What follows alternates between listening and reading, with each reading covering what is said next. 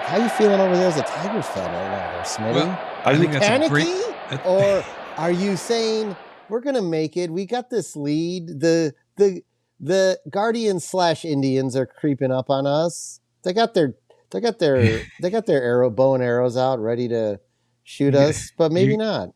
You were on the verge of a perfect, smooth segue into panic or patience, and then you got very verbose.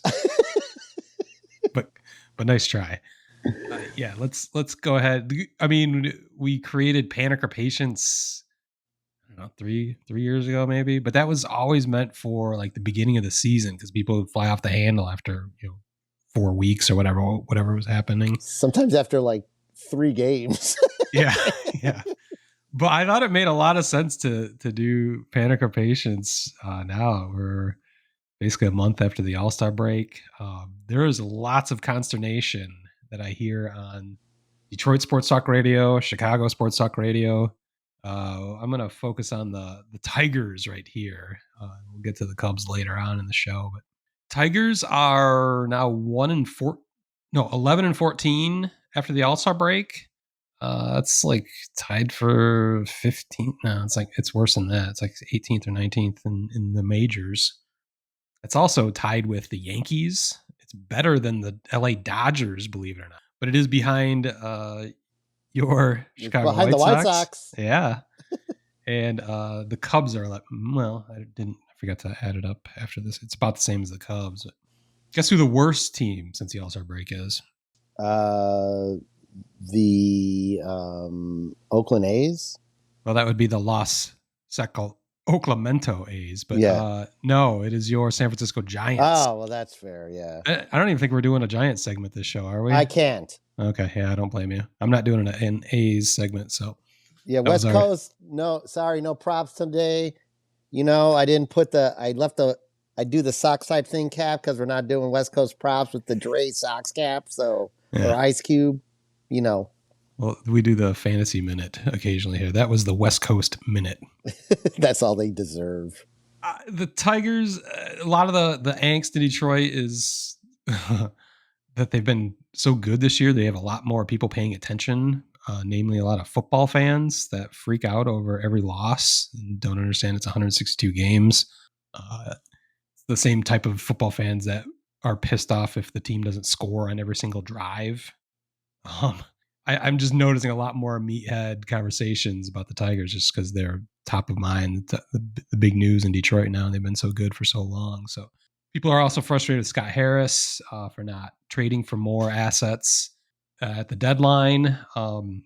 We did the live show, so we didn't really do full reactions to the trade deadline other than our instant reactions in the moment as we were live at the deadline, the living deadline. I think it was, we kept saying it was underwhelming for all of our teams essentially. But if you look back at what was actually transacted at the trade deadline, there weren't any big starting pitchers that actually moved anywhere.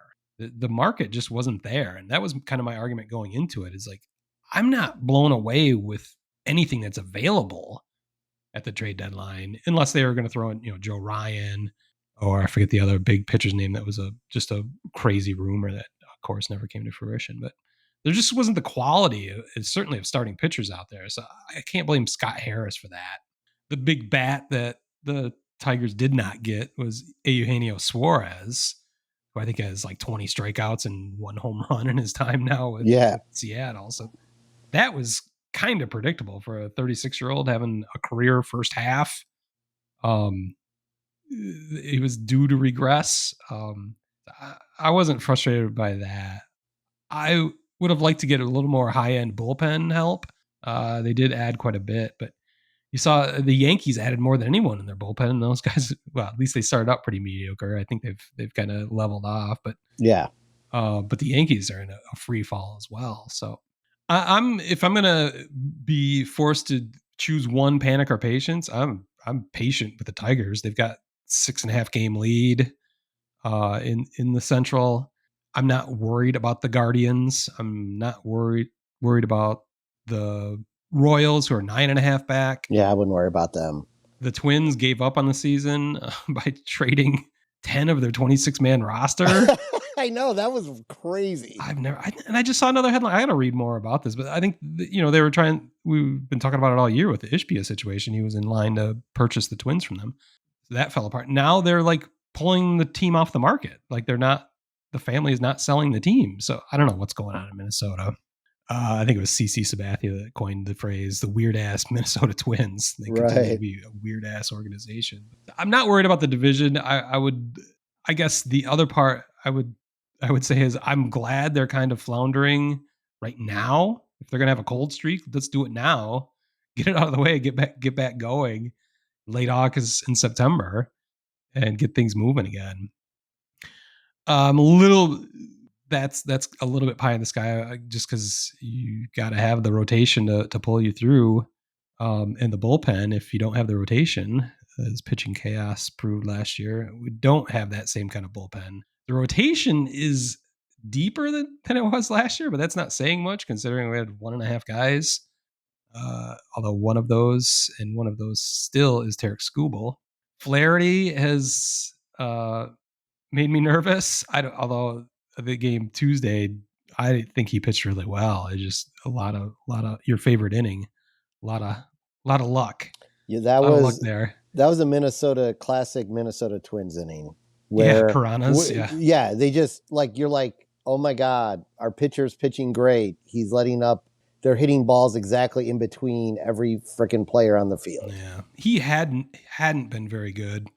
He had 19 whiffs in that game, season high 19 whiffs. So for him to pitch that well and have it fall apart was frustrating. But I forgot to tell you, I actually went to the Tigers game, his previous start last Wednesday in Detroit, against the Twins, which I thought was going to be an easy win because they had traded half their fucking roster at the deadline. But they beat the fuck out of Flaherty and our bullpen. It was really a frustrating day. It was weird.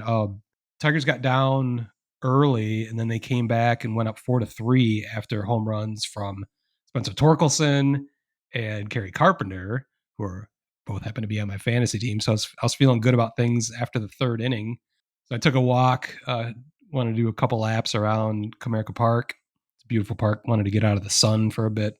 Came back about 3 innings later. I'm listening on my headphones, and there's monitors, TVs all around, so I knew what was going on. But they gave up 8 unanswered runs from that moment on while I was gone. So I blame myself. By the time we got back to the seats. It was my fault. But yeah, Flaherty is making me a bit nervous. They traded for Chris Paddock and Charlie Morton, who they seem like the same guy. They'll have a stellar 6-inning outing followed by the worst outing, 6 runs. Right.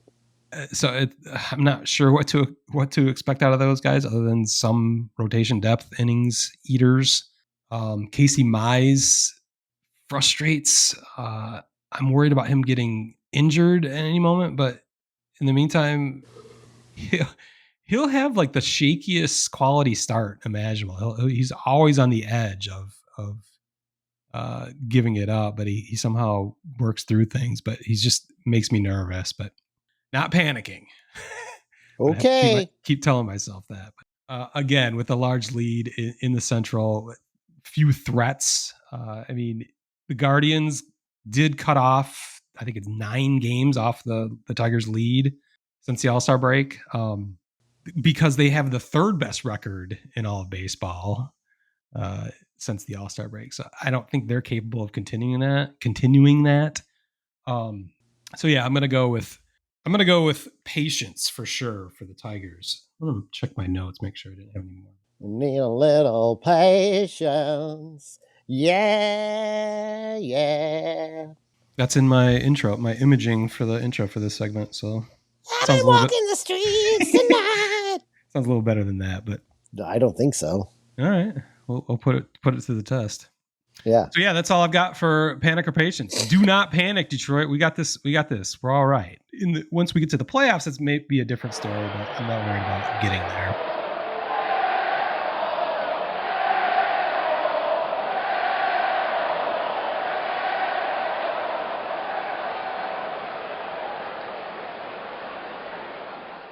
Word Hole Media.